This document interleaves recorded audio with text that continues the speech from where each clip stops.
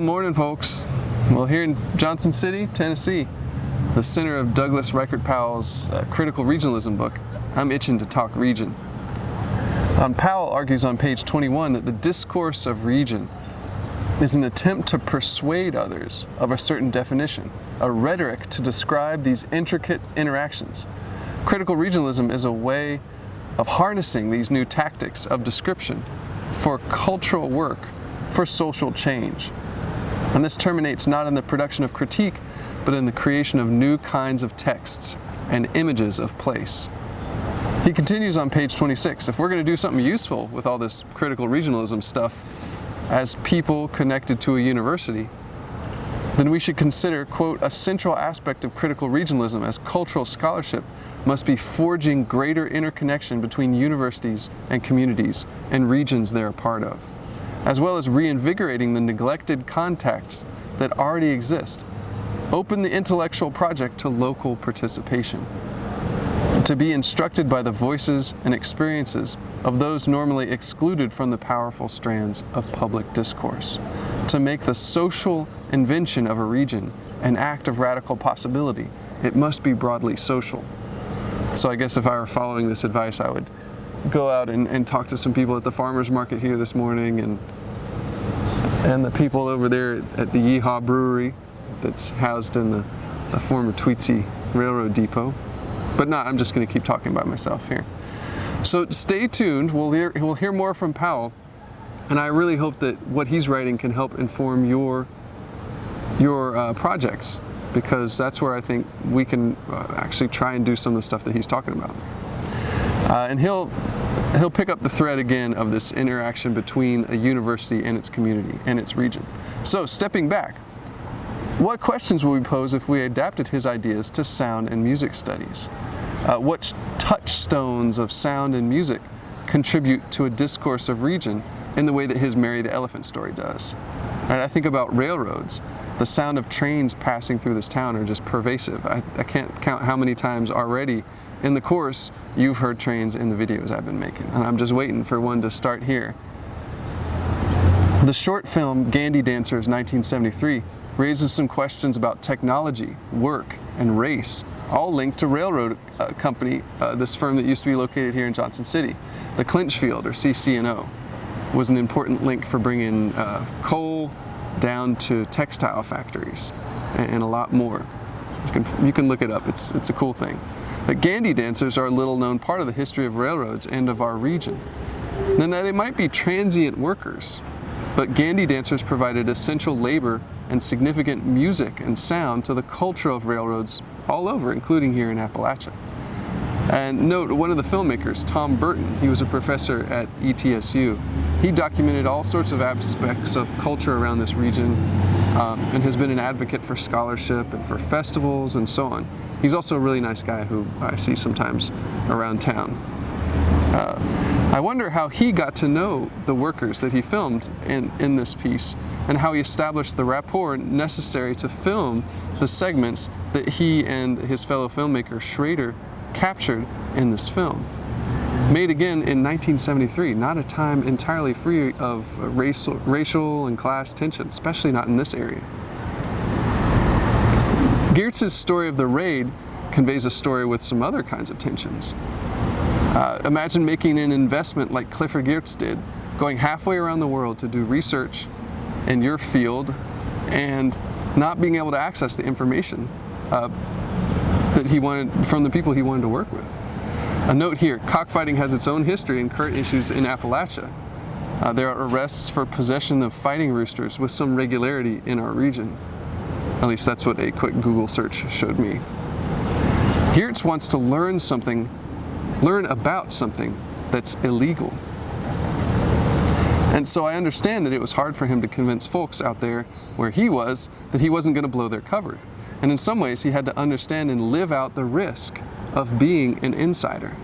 Exactly what he did in the episode of the raid that he describes.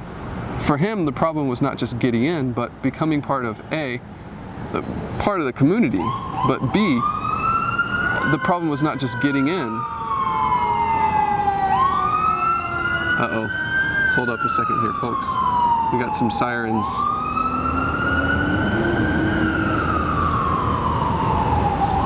for him, the problem was not just getting in, but for him it was feeling like the people that he was trying to study and making decisions as they would, running away from the cockfight, and also, as he puts it, going about their business as they do. Geertz encourages us to find ways into the communities we study, to make thick descriptions using symbolic, interpretive anthropology, in which field workers link observed phenomena with social and cultural meaning. But he also asks us to think across the borders and feel across borders. Rice's chapter on music leads me again to ask a central question from this class. How is ethnomusicology useful in our study of and advocacy for Appalachian people and places? How do issues of class, race, industrialization, environment, ethics, and economy affect this part of the region that we're going to examine in your particular spot that you're examining in your project? And his chapter from Shadows in the Field discusses mediating field methods and experience, and it gives us another concrete story of gaining access to the inside of a field that an ethnographer is studying.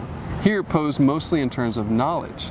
I've cut out some of his ruminations about the more philosophical side of things, but if you're interested in this, I encourage you to read the whole article, no, the whole chapter. But for now, make sure that you're familiar with some of these terms like ontology or ontological, epistemological, and that you can distinguish between explanation and understanding. We'll be talking more about that as the class goes on, but think about what parts of your project are explanation and what part of the work are you just seeking to either create your own understanding or help others to understand something. Note that on page 56, Rice states that understanding might precede explanation. And this makes sense in our ethnomusicological and fieldwork-based frame. If you're immersed in an experience in a field, you then move on to explain it. I ask you to consider his conclusions about remaining between the positions of insider and outsider. It seems as if ethnomusicology and music just take form between and among people.